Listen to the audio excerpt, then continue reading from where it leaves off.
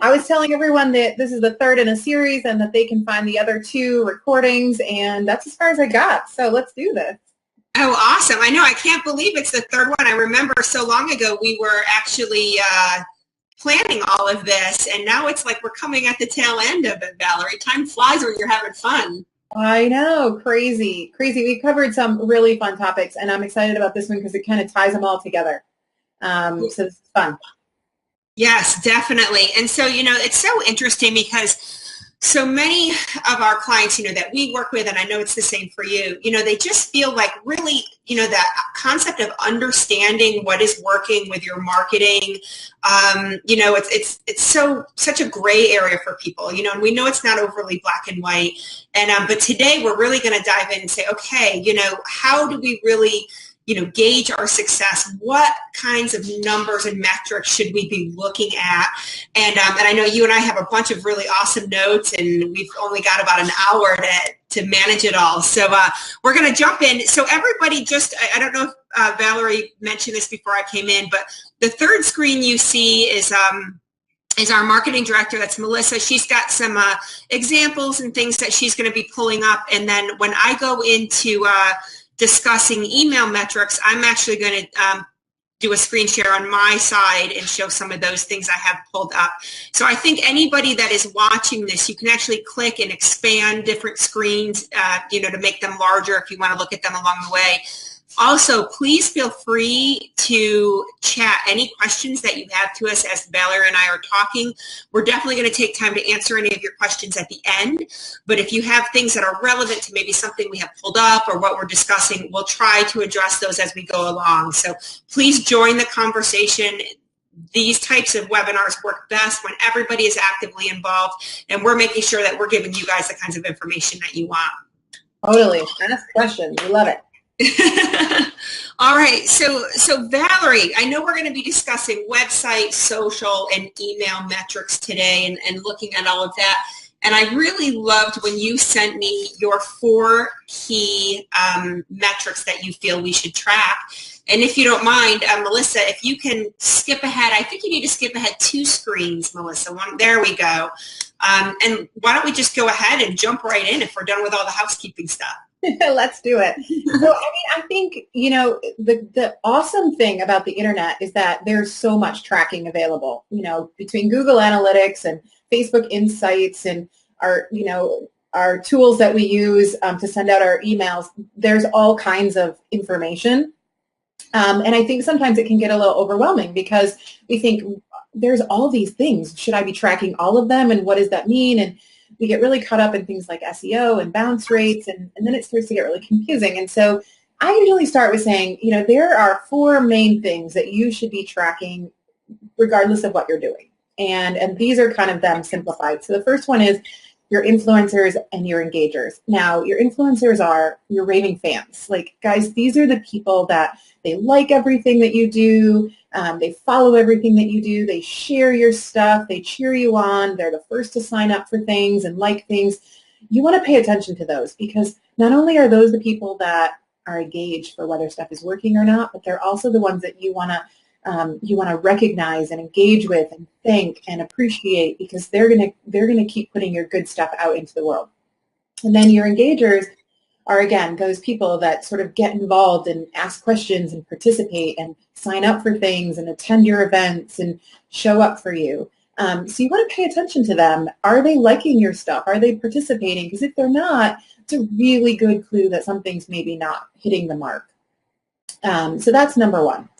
Number 2 is your wins. So your wins are your most engaging messages and your most shared posts and the things that, really took off. And you think, gosh, I didn't even really know people would be that interested in that, or I didn't realize people would read something about that. When that happens, look at the formula. Was that a video? Was that an image? Was that really personal? Was it funny? Pay attention to those moments because those are the things that you can then work on recreating. And then 3, the questions and comments. When people ask you questions or comment or get involved, pay attention to those and participate and answer them. Don't just let them, sit there by the wayside because that's really important. People are actually paying attention enough to care to say, hey, I have a question. I want more information. And then lastly, your demographics. So this is what types of people are looking at your stuff. Where do your readers come from? Do they come back? What type of day are they coming? What age range are they? What type of person? Where in the world are they located? If you can pay attention to those things, regardless of whether it's your website or your social or your newsletters, your emails, you're going to find that those are things that you can learn from and grow with, for sure. Right. And the one thing that I love with all of these online marketing channels is that it's very instant, right? I can put a post out and I can immediately start looking at, Facebook, my insights. With an email campaign, you start to see those responses and those opens and those click-throughs coming in immediately. The website, you can watch it. I remember one time we were working with a client and we were actually running an international campaign for a charity that we were working with. And it was interesting because we watched our website traffic over the course of the day. And as the time zones changed across the world, we saw like this wave of engagement coming across the entire world. And so it's just amazing, what you can dig into and look at. And I think, so many of our brokers and agents, maybe that idea of looking at those metrics can be overwhelming. They put so much energy into developing this really great content, feeling like it's going to be really relevant for the audience, putting it out there, and then they sit back and go, oh my God, my work is done. And we always wait, that's when the work just begins, because now, how do I take that content I put out there, take those engagers, those influencers, those questions, and turn them into true legitimate conversations that are going to move towards business. Absolutely. So true. Yep. And I think that we do kind of get caught up in that moment of like, oh, I posted something and nobody's liked it. Well, I send my newsletters out, and we'll probably get to this later, but like I always send my newsletters out on the same day of the week at the same time of the day. And I know that's working for me because I've tracked it. And I'm sure we'll get to this in a little bit when we talk about metrics. But I also remember that I have people that, across 4 time zones. So when I don't see the initial first hour of the amount of engagement that I want, I need to remember, like, I need to give it 3 to 4 hours because those people haven't woke up yet. Right. So you must be an early morning sender then. I am. I kind of like sneaky insider, but my newsletters go out at 7:30 a.m. Eastern time because I know that most of my people get up really early, and most of my people read it right between 7:30 and 8:30 a.m. That's funny because for us, we see morning traffic as well with our engagement, and then we also see sort of that late afternoon, early evening. And we're always timing it. It depends on who we're speaking to, whether we're going to send that first thing in the morning engagement or the end of the day. And it just depends on the content and who we're targeting with it. And so you learn those things, and we watch and we look at our opens and our click-throughs and our engagement and our sign-ups, and then we say, okay, that block of time always works really good for us for this type of action. Yeah. But I mean, that's trial and error too, right? You don't know that unless you try it, see how it works, and then adjust. If you stick with the same, some people always say, like, I'm not getting as many opens on my newsletters as I used to, or I'm not getting as much. Try posting at a different time or try sending at a different time. You may find that it's just getting buried in that sort of, middle of the day glut where people are like, oh, delete. Or how sometimes you open your email first thing in the morning and you get like 6 generic emails that came through over the middle of the night from all those things you subscribe to. Maybe you don't bury your email in that and you send it a different time of day. It's all trial and error. Right. And, there are statistics that are out there that different companies put out, and we've even put that out. We look at, we analyze all of our brokers who are doing recruitment, and we look at, when they send and, the types of responses that they get over the course of the day, over the course of the week. But that being said, we can give you those overlying, statistics, but your audience is unique. Your messaging is unique. And so really, you have to be able to look at what is working best for you, in each of your marketing channels. Yeah. So, Valerie, I know one of the things, and I know we talked about this way back in webinar number 1, how do we define success? Why do we do this, right? Start with our why. And I'd like to kind of go back and revisit that, because one of the questions that you and I both put down that we want to challenge our audience with is, how do you define success in terms of your different marketing initiatives? What are you looking to accomplish and how do you define success? And are you actually setting realistic expectations? This is one that I have had brokers come to me, and when they're putting out messaging to their existing agents, they will literally say, well, I should have a 100% open rate because every single one of my agents should engage with this message today. And of course, you and I know that is. You figure out that formula, bottle it, and sell it. No, exactly. I'm like, I would, run the world here if we could guarantee that. But let's just kind of go back and talk about, when we're creating these marketing issues, when we're looking at our metrics, let's just talk about what are our expectations and what do we truly say is, defined as the success with our different marketing channels. Well, it's interesting. I mean, if you look at email, what do they say in our industry that a common, the most common sort of open rate is somewhere between like something great, like 16%, I think it is, something like that. Like that's the most common sort of bucket that you're going to end up in. And we look at that and we think that seems so low and that's so frustrating. But my open rate on my marketing emails comes in somewhere around 42 to 45%. And it's so frustrating because I look at that and I go, how do I get to that other 50% of people? They're not unsubscribing, but they're not opening it, but they're not, deleting it. They're just not opening it. And I think that, we can get really caught up in the numbers sometimes to figure out what success looks like. It's that certain number. But I also find that for the folks that do open my stuff, they're really into it. They email me and they click on all the links and they participate and they sign up for stuff and they cheer me on. And I think that's really important that we look at the people that we are touching. What's the engagement rate there and what's the response that we're getting and what's the feedback overall? So for me, it can get really tempting to get stuck in everybody else's idea of success. And, I have to kind of come back and look at my idea of success as for the people that are opening my stuff, are they getting really good value? Right. And I know that's something, like say we work with a lot of brokers who are working on recruiting. And, some of our brokers, I mean, it's always a mix. Like they'll have recruitment candidates that they've known, that they've had conversations with, that maybe it's just not the right time or right place for them. But, we bring them in and we just kind of start nurturing and continuing to engage them. But then they might also go out, and look inside of their MLS and run some searches. And then they want to run an introductory campaign to people that maybe they haven't had a conversation with.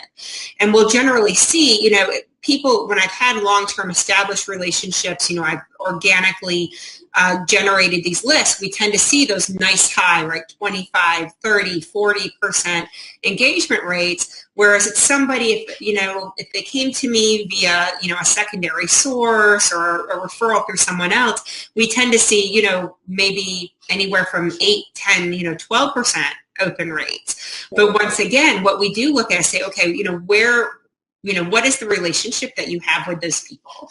What is the messaging of how you're reaching out to them? If I don't know them very well, I need to take them through an introductory process and provide value and benefit before I can ask for their business versus people that I have a well-established relationship with. And I think a lot of people don't think about that. They're just thinking, well, I should be recognizing these kinds of numbers. And I'm like, well, wait, let's back up. Let's, reevaluate your expectations. Let's walk through, all of these checklists and make sure that we understand, what the expectation of those recipients are as well. And I think a lot of people try to put everybody all into one bucket, and we need to have everybody. And we talked about this last time with content. Everybody has to be in different buckets in order to get the kinds of desired results we want. Yeah. And going back to that original business planning sort of workshop that we did, the very first webinar, and if people who are watching now didn't participate in that, they can still download that form. We ask you to figure out, where does your income come from and where are you spending your effort and your time against that? So if you're seeing most of your income coming from repeat and referral or new construction or downsizers or first-time buyers, and you're looking at the content you're putting out there in your newsletters and you're looking at the stuff you're putting out in your social media and it's not targeting those people, chances are your efforts are at odds with where your income is. And so we come back to finding your why is also sticking with things that work and then continuing to adjust them throughout the year. I think sometimes what we can do is we can get really stuck on like, oh, that's a great idea. I'm going to go and jump on that and try that, or I'm going to shake up my whole formula to try something new. While that's great, you also have to remember like what has been working and how can you build on that. Yeah, so I like to use this one analogy, and I've used it for years, but I imagine it's like I'm building like a bonfire, right? And so I have a log that maybe is, my website. Like I'm getting good traffic through my website. And so I have that log on my fire and I've got a nice, flame going with that.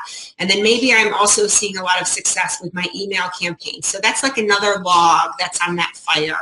And that one is burning well. And then maybe maybe my Facebook advertising, I'm not getting quite as much engagement, but I'm going to put that log on that fire and see if maybe I can cultivate that and build and build. And so I thought it was interesting when you say, sometimes people just completely shift focus, like do this 180. And I'm like, wait a second, we need to cultivate the things that are working for us, right? If I've got a good referral campaign going, keep that fire going, and I can add another log onto that fire, and try it out. But if I can't get that fire going with that log, I need to take that one out and continue to build and maintain everything that I have going. And so I try to use that analogy so people can kind of imagine that idea of, we kind of build on where our successes are. We can try things out. You might have a colleague who says, hey, I've had great success doing this. You might try that. It may or may not produce the results. You might spend more money than you're making on it. So, pull that log off of the fire. Yes. Yeah, fair enough. Or don't start a new fire over here and a new fire over here and a new fire over here. Integrate them. Make sure that the articles that you're putting in your newsletters and your emails correlate with the stuff that's on your blog or your social media so that there's cohesion and it makes sense when people go in and look at it. Right. We don't want an out of control brush fire. I live in Southern California. We know exactly what can happen with those this year, right? Fair enough. Okay. So I know we've got some different screenshots. Man, I can't believe how fast time is going. We've got some different screenshots here. I know, Valerie, we're going to look at some web analytics. We're going to look at some social analytics, and then we're going to look at some eMERGE email campaign analytics too, and just kind of give people some examples of the types of metrics that you should be looking at with your website, with your social, and with your email campaigns. So people, if you can comment us, how many people here are running Google Analytics on your website? So people can just, chat into us, say I am or I'm not or whatever the case is. But most everyone, I really hope, is actually, no, Lisa is not. Oh, Lisa, okay. Well, we're going to change your perspective on that right now. So, Melissa, if you can pull up the analytics, please, the slide that is from Google.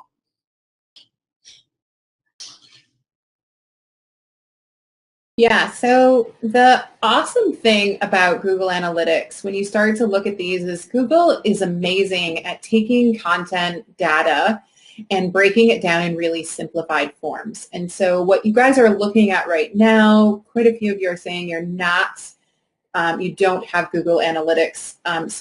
What you need to know, first of all, is Google Analytics is free. So you can go in, sign up for a Google Analytics account, and link it to your website for free.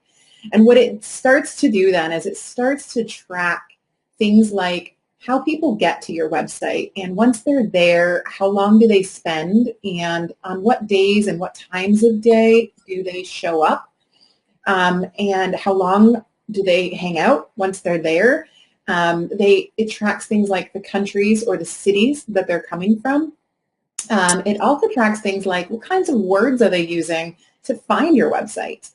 Which is really interesting. So question that just came up is, can you use Google Analytics for different sites, and do you need separate accounts? No, you can use the same Gmail or Google account, and you can link multiple sites to your Google Analytics, and then when you go in there, you just choose from the drop-down which site that you want to look at. And so some of the information that you're looking at right now, especially along the bottom in that sort of dark blue columns that you're looking at, this is where your traffic comes from. So you can see, is it coming from social? Is it coming directly, or is it coming from referrals from other sites? And so as you're looking this, the bottom, the really dark blue section, that's social media. And so that means people are actually coming to your site because of links or articles or things that you've posted on social. And this is really helpful for you to understand the content that you're putting elsewhere on the internet. Is it driving traffic back to your website? You can also see in the upper left-hand corner there, that graph is telling you your users. So you can see people who have come to your site for the first time, and you can also see people who are returning users. What's also awesome about that is you can see if 89% of your people, like in this graph, are returning, that means you're consistently keeping your audience. They're coming back for more. If that number was really low, you would see that a lot of people are coming but maybe not returning.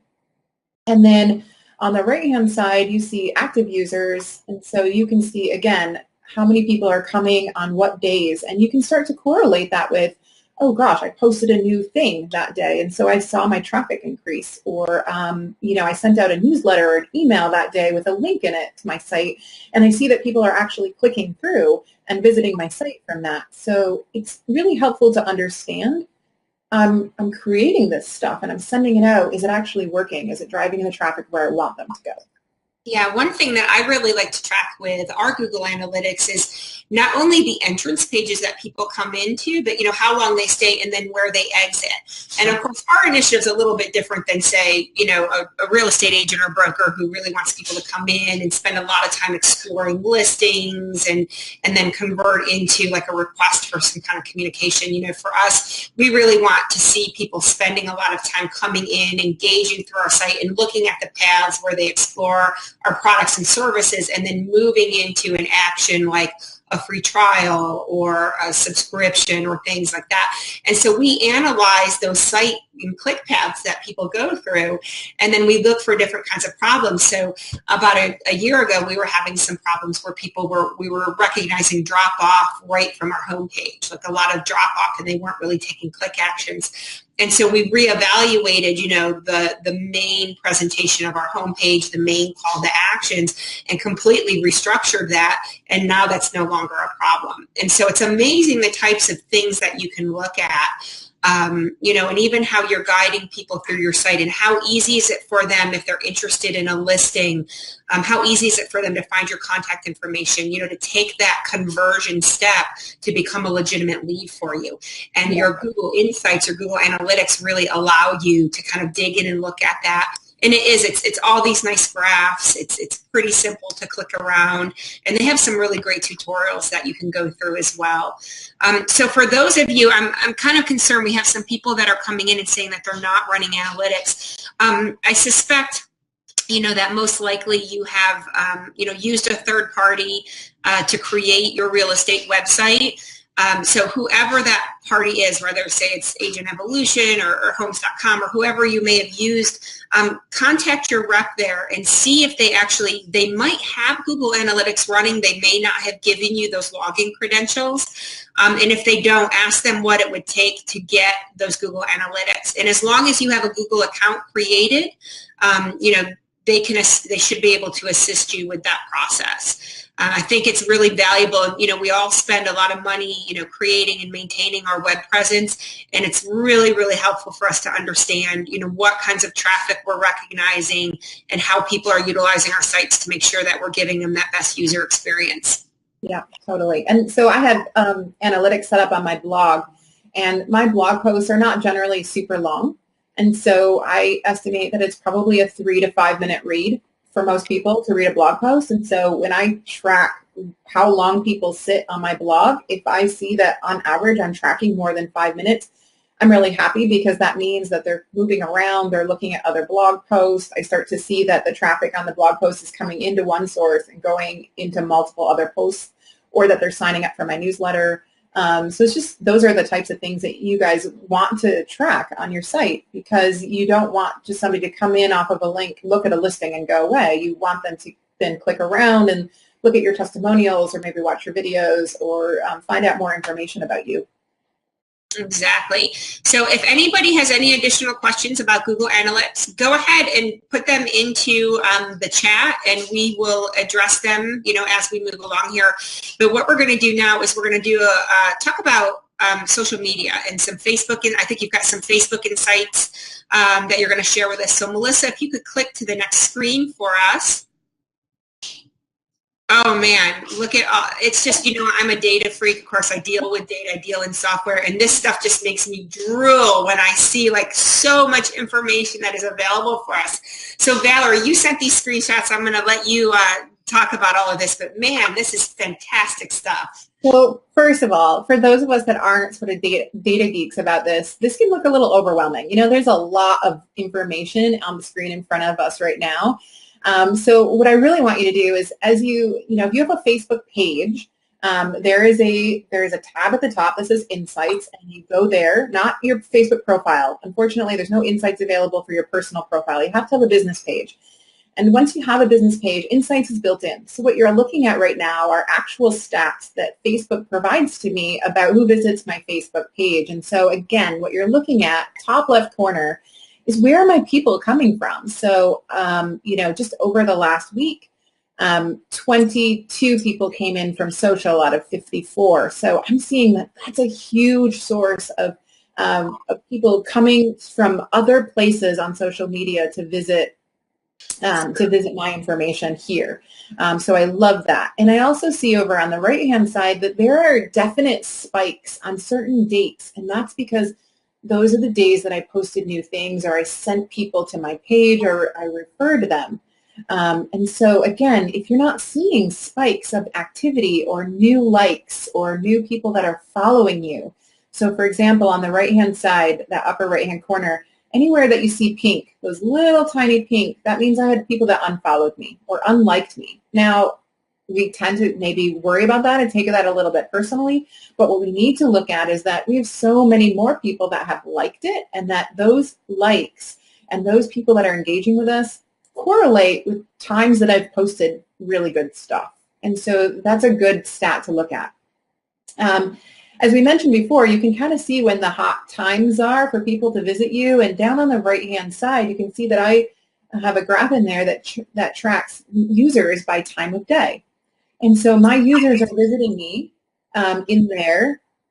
I'm saying that the screen didn't change, and I'm seeing the screen did change, so I'm not sure here. But hey, Melissa, we're having some people who are saying that they are still looking at the Google Analytics screen and not at the Facebook Insights. Could you maybe try clicking back and clicking forward again? Just reopen it and see if it'll refresh for them.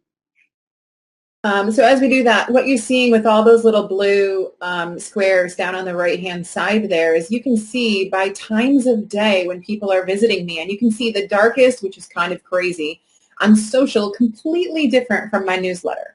Most people are searching me and finding me online sort of right there in that really dark square is right around noon in the afternoon. So what's really interesting is people jump on social media on their lunch break, and they have a few minutes, or they're sitting eating their lunch, or they're waiting in line for food and they're scrolling through their phone, and that's when all of a sudden they start clicking on the links that you've shared. And so you can see here that my social content has a really popular time of day, which is the middle of the day, and knowing these kinds of things are great because maybe that's when you want to make announcements or go live or post videos that you want them to watch. And then all of the sort of graphs that you see down on the bottom sort of left-hand side, these are things where you can start to see, are people watching your videos? Are people following your page? Reach is just basically, are people clicking on things and liking things? Now, you don't have to track all of this, but it is interesting every once in a while to go in there and see, are you seeing the numbers increase? Are you seeing consistent activity? Are you seeing that people are getting to you through the channels that you thought? Are people getting to you through direct links, or are they following you from other sites? And once you know that, again, it's really great for you to be able to recreate those activities and follow that same formula. Right. And one thing that I find really interesting with Facebook is looking at the demographics. So you can literally look at, how many, what percentage of female engagers you have versus male. And it also breaks them down by age range. And so it was really interesting for us with, with eMerge and all of the advertising that we run on Facebook to really see that we actually had a pretty decent balance of male versus female. Slightly more female users were maybe like, 65% female engagers on Facebook. And then we also saw very specifically that our key engagers were between the ages of 25 and 35 as well. And we were actually, in our minds, we were anticipating a little bit of an older engagement base. And so it was really interesting because that has helped us, in looking at when we rebranded our website and all of our marketing materials this last year, we were able to really, work to create visual brand that spoke better to who, we discovered our core audience was between our Google Analytics, our Facebook Insights, and then actually running analysis of who our actual subscribers are. We were like, hey, we actually were a little bit off the mark with who we really thought were going to be our key user base. And it's a little more over here. And so we've really been able to reshape and cater to that audience a lot more intelligently. Yeah, so true. I mean, if you can't track it, you can't change it. Exactly. So I'm going to do a screen share. I have to put my glasses on, which I wear all the time. Everybody, by the way, I'm not trying to be vain or anything, but I just get a terrible glare and then you all look at, you can't see my eyes. So, I'm trying to make it, better for you. But I'm going to, I'm going to do a screen share right now because I want to take you in and while we're looking at these analytics, show you, what we should be looking at in terms of email analytics. So let me see if I can do this really gracefully here. Share my screen. Okay, so Melissa, I need you to stop your screen share right there. Thank you.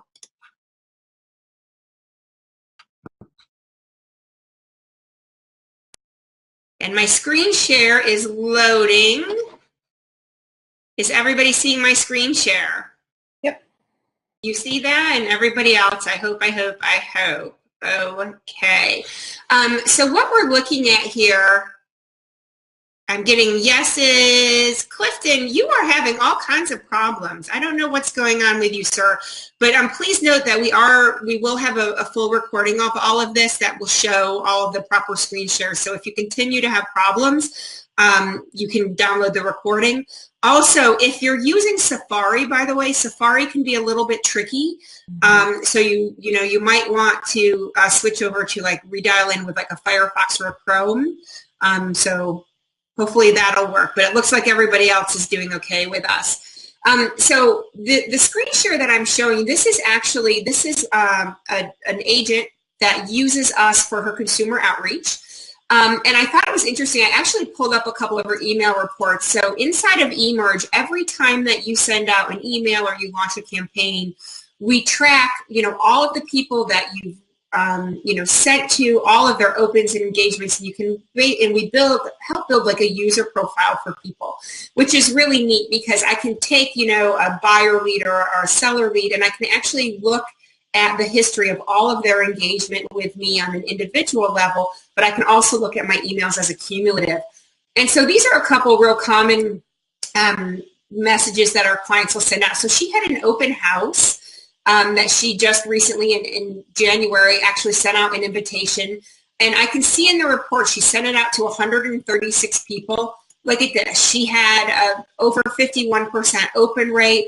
She had a little over 23% click rate. That is absolutely fantastic. Amazing. Of course, now this is her consumer leads. These are obviously her active buyers, yeah. Right? That she sent this out to. So she's got a nice candidate pool here. And let's go ahead and I want to open up that email real quick so we can take a look at it. Because there's one really, really key call to action that she did here. And you can see she's got an RSVP. So she's got this wine tasting. She's got all of the details. She's got some fun animation from us. She's got a link out to the MLS. She's got a link for an RSVP. And so one of the functions we allow people is the ability to have an RSVP that will send her an email and a text and capture those people that have RSVP'd. And then she can actually send them a reminder email and all kinds of things. So I love this because our key call to action obviously is to drive RSVPs, and she also wants to look at people who might be looking at that property and, you know, clicking through to her website. And so if we go back into her reports here, whoops, excuse me, I'm in the wrong spot. There we go here. I can actually see that she had 17 people that actually clicked to RSVP. Oh, I had this open too long and I logged out. Shoot. But of her 17 people, she can see a list of every single person that RSVP'd there. And that's so wonderful because for one thing, we tell her, hey, that is a call list. I would export that list and call every single person on there and find out, you know, what is it about the property that interests them. You know, maybe that property isn't perfect, but maybe they're clicking out, they're going to, you know, explore the website. I've got them engaged. They're obviously looking. And so those are really important people that we want to pay attention to. So we want to look at who opens, we want to look at who clicks, but we also want to pay particular attention to what they click on. Right. This was another one. She was trying, so Renee actually has in her database a bunch of people who she has in her Consumer Touch newsletter, but they're not her active buyers and sellers. And so, you know, she's always trying to just kind of feel them out and say, hey, you know, here's valuable content I'm sharing with you every month. But, you know, let me know when you're ready to make a move, you know. And so this was interesting because she put out some information. Actually, there's a one that's tips for staging a house for a quick sale.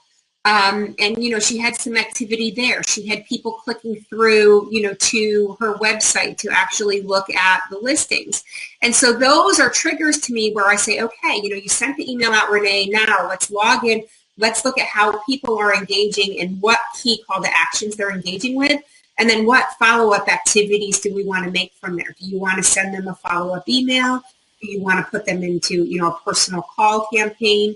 Do you want to send them a personal email? So we kind of help the clients, you know, work through all of those processes. And as you can see, she's got I'm going to interrupt for 1 second. The most important thing that you just said there is call to action. And I think that's so key because we send out content and we post content and we send out emails and we put stuff on our website, but if there's no call to action, there's no way to track if it's actually working. And so what I love about that email you're showing is that it's not just an RSVP, it's a actually do something if you've read this and it means something to you. And gosh, that's the stuff we should be tracking, right? And so people who are sending out newsletters or emails of any kind, you know, or posting stuff, getting them to do something, like take action on this. Here's how you get involved. Sign up now, RSVP, tell me that this means something to you, ask a question. That stuff is so important, so important. Because it's so easy to allow people to be passive. You know, they can sit there and they can read the information and not do anything. But, you know, that's why we always work with our clients to say, what is the desired outcome that you have? Why, right? Go all the way back to our why. You know, why are we sending them this piece of content? You know, what is it that this particular audience is looking for? And what can I capture from them to move that conversation offline or move them closer and closer to the end goal, which is to either help them buy or sell their house and to help me make that commission. And so we use lots of big buttons. We work with our clients, you know, on helping them, you know, with key call to actions, what kinds of content makes sense for the audience, and then what do I want to track, and what does that mean to me, and how can I follow up? Totally. Love it. Yeah, good stuff. All right, I'm going to stop the screen share, and I think that'll turn, then Melissa, I think you can come back in and finish off with your slides. All right. I think we've spared ourselves the rest of the technological issues. I think we early on. So, you know, one thing I'd like to talk about, so, you know, we looked at some Google Analytics, we've looked at some Facebook Insights, we've looked at some email insights, and I think everybody's probably getting a pretty good idea in your head in terms of, you know, what kinds of things we should be looking at. But, you know, I'd like to talk about a little bit about troubleshooting. on your slide actually that Melissa has pulled up, you talked about that little group of people that maybe have unfollowed you. In email, we'll look at people we might have, unsubscribed. And a lot of times, our clients will come to us and say, why am I experiencing, these opt-outs? Or, why did people stop following my Facebook page? Or why did I get a drop-off on my Instagram? And I think it's important for us to kind of talk about what we should be looking at there, too, in terms of troubleshooting or problem signs. Yeah. I mean, I think there's two ways to look at it. And one of them, it's a tough place to get to. But one way to look at it is thank you for unsubscribing. I know that's so funny, but if you're not going to open it, if you're not my audience, if I'm not for you, if I'm just going to keep putting you in lists and it's not hitting the mark for you and you unsubscribe, I'm actually kind of happy because it's one less person that's never going to open my stuff. But the alternative side of that is when you see a lot of those, right? And that's really where you have to pay attention to. So the graph that you're seeing in the upper right-hand corner right now, every once in a while, there's one little, and in fact, what you're looking at is across, I don't know, whatever, a span of several months there, you're seeing 3 unfollows.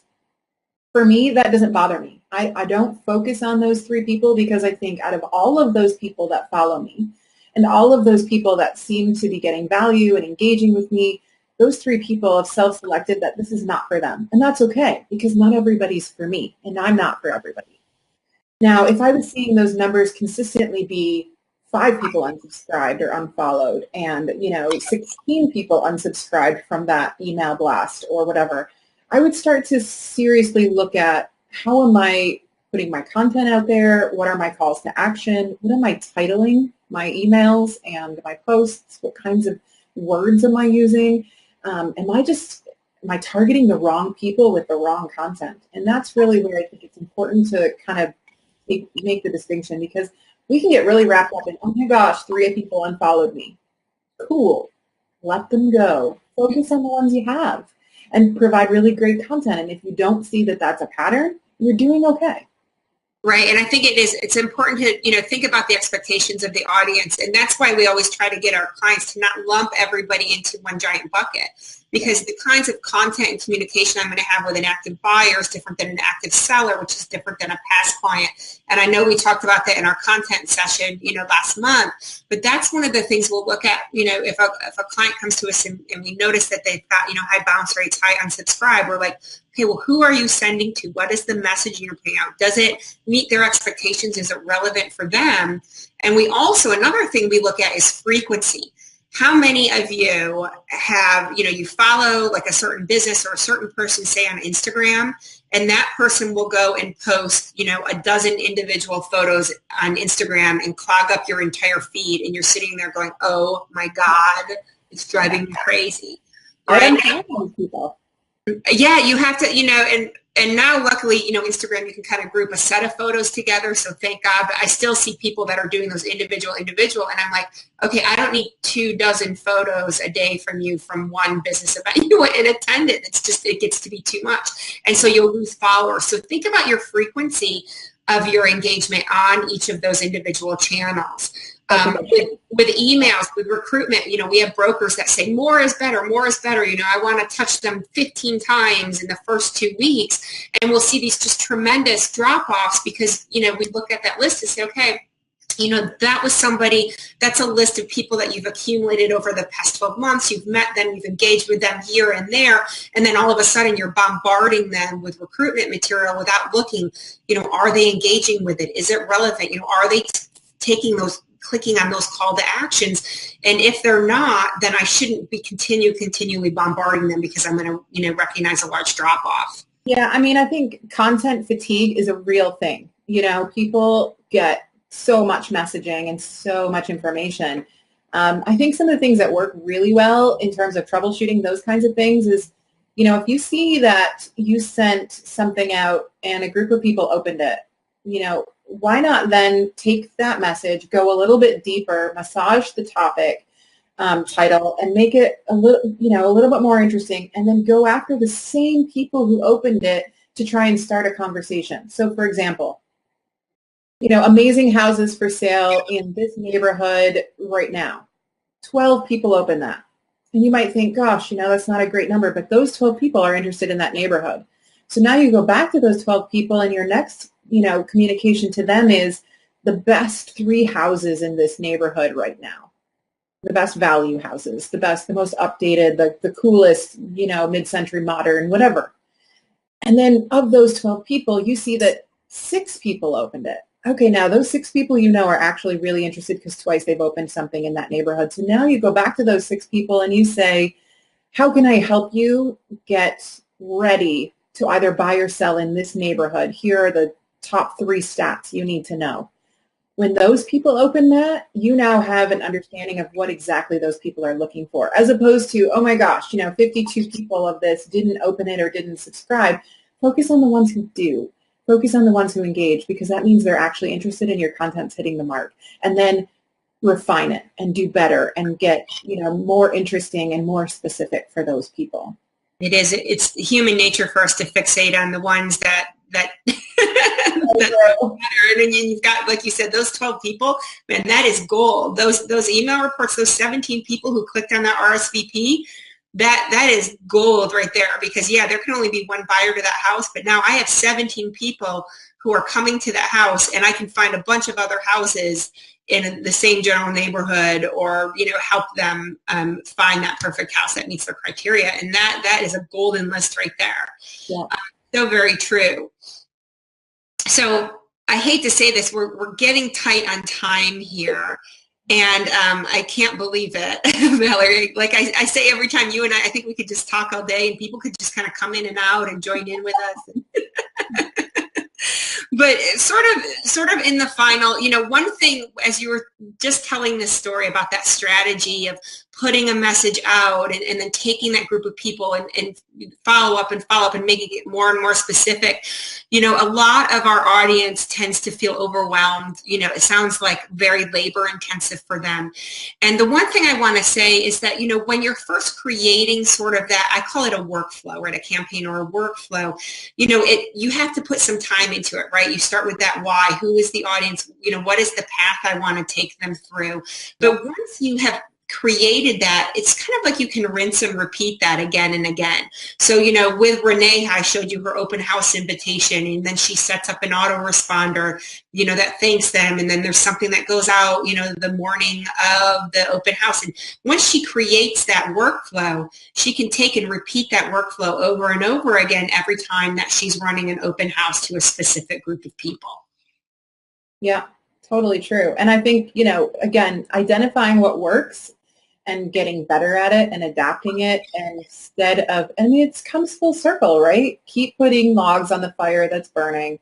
Keep adding to the stuff that you're doing that's working, instead of trying to do something completely different. I do think we focus on numbers sometimes and go, oh my God, again, I'm missing that 52% of my database.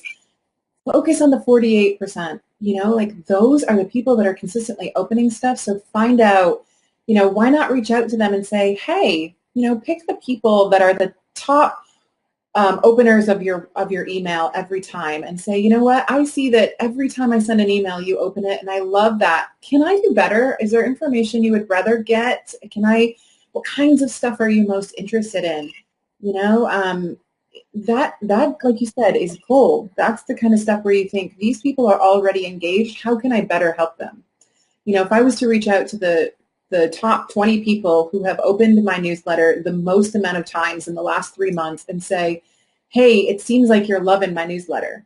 What could I put in there that would make you love it even more? Or, hey, I see that you've been visiting my website a lot, and I love that. Thank you so much. Or I see that you shared that post that I put out last month, and I love that. What kinds of stuff could I put that you would continue to share, you would continue to engage with? Focus on the ones that you have and the ones that are engaged. And just build on it and grow that. Right. So we have all these fantastic analytics we looked at. There's tons of information that's out there. But like Valerie said, use those numbers and that information to really understand, what is resonating and who it's resonating with, and then focus on those key opportunities. In the last few minutes, if anyone has any specific questions, whether it's email, social, website, anything maybe even relating back to the first 2 webinars in this series, please go ahead and send them over to us right now in the chat. We're happy to address any questions that you guys might have. And while we're doing that, Melissa, if you could please pull up Valerie's and my contact information. Thank you. So if anybody would like to connect with Valerie or myself, or I have both my personal contact information as well as my company information. I know, Valerie, you put out so much great content all of the time, and I love following you on your social channels and everything like that. So, you know, everybody, please connect with Valerie. Please connect with me. Both of us are always happy to answer questions and be of assistance for you. In your goals. Totally. Did we get a direct question that just came in? I got a pop-up and then I can't find it. I didn't see anything. Yeah, I got something that came in. I'm sorry. Somebody, I think, just asked us a question. Melissa, if you'll go to the next screen real quick as well. So for anybody that is looking to get some email campaigns up and running as a thank you for you attending all of our webinars, or just one of the webinars at least, we do have some special offers for you to get you up and running. So we have an offer that's 20% off an annual subscription. We're giving you your 13th month free, and we're giving you a one-on-one coaching session with one of our marketing coaches. So what we were talking about with Renee, with, you know, setting up those open house or those just listed, those workflows and campaigns, you can actually work one-on-one with one of our coaches to get that up and running. And so all you have to do is visit our website, easyemerge.com, and in the checkout, just put in the code. There's a little spot for a code. You put in content is king, and it will let us know that we're going to give you all of those awesome things all bundled together. So we want to help you be successful in all of your marketing, and this is the one way that we're able to do that. So please go and check it all out, subscribe, or reach out to me directly, and I can help you with that process. Awesome. Yeah, so I don't know. I don't think we have any other questions. We have a silent audience. So do you have any? A ton of stuff. They're all just a little bit panicking, but you know, anyone who's still on the call, feel free to reach out. Content can be scary and overwhelming, and how to track it and where to put it. But you know, that's what we're here for, and awesome that we get to do this. All 3 of these webinars, again, if you go to what was it, easyemerge.com/webinars. You can find. You can go to the next screen that has that. I'm sorry to interrupt, Valerie. Next. Oh, cool. All 3 of our webinars are going to be available there, right, for download, and the content and the information and the links that we shared and all of that stuff. So, you know, reach out to us and let us know if there's something we can build on these topics for sure. Yeah, and we actually have a takeaway, a downloadable takeaway that's going to be available later this afternoon, and it's going to have the key takeaways from all 3 of the webinars that Valerie and I did. So if you missed one, or you just want a refresher of the information and the key takeaways, it's a big PDF document. It gives you all kinds of tips and tricks and all of our wonderful words of wisdom over these 3 webinars. And also, if we have any RE/MAX people who are attending that are going to be at R4 in Vegas next week, eMerge will be in the expo hall the entire time, and we have Valerie who's going to be joining us for a couple of days, and so you can do some meet and greet. She's going to do a couple of sessions in our booth, and so if you're going to be out in Vegas this next week attending R4, we'll be sending out some information related to Valerie's guest times in our booth, so we're so excited to be with her in person. Yay! So thank you all so much for joining us. I hope that you've enjoyed this webinar series. And like we said, if you'd like to see other webinar series from us in the future, other, you know, discussions, please reach out to either Valerie or myself, and we'd love to hear from you. Awesome. Thanks, everybody. All right. Bye, everybody. Have a great week. See ya.